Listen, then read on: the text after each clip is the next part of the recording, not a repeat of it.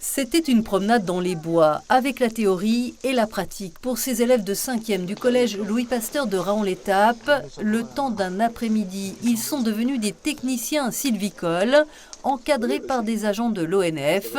Ils ont tout d'abord appris à observer, à lever les yeux dans ces parcelles de la forêt domaniale de la côte de Répit, qui dépérissent suite au changement climatique.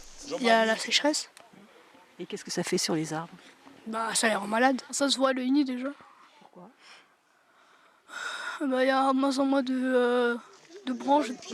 Et une fois le constat réalisé, comment réparer les dégâts? Ces collégiens ont donc participé à une plantation.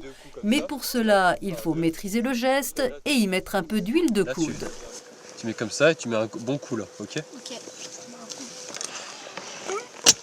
On a planté je crois que ça s'appelle des pins sylvestres. C'est difficile de planter?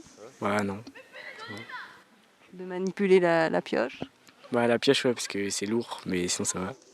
Les adolescents ont découvert la signification du terme essence forestière, l'importance de la diversité végétale pour une forêt qui sera plus résiliente dans le futur et le choix également de replanter du pin sylvestre, cet arbre local peu gourmand en eau.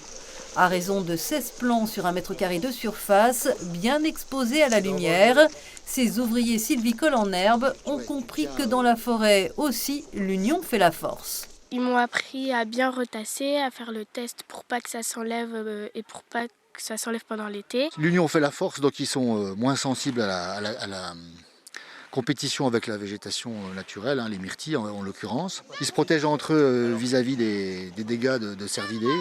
Et avec les conditions de lumière différentes, il y a généralement sur le groupe, il y en a un qui est favorisé parce qu'il est à l'endroit où il y a plus de lumière. 1 ou 2 pousses atteindront l'âge adulte et l'ONF l'espère, cette leçon grandeur nature aura qui sait suscité des vocations de forestiers et surtout fait prendre conscience à ces jeunes que la forêt qui les entoure, c'est leur patrimoine et de leur responsabilité d'en prendre soin.